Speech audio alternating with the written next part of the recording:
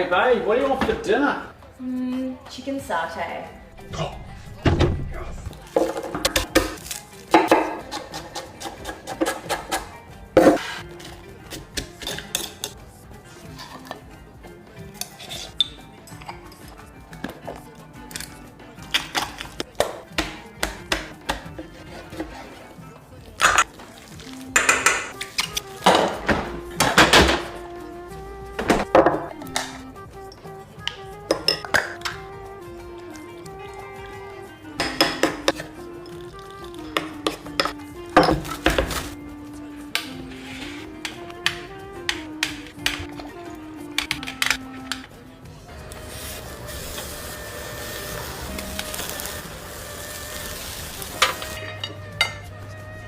Satay chicken. Ooh.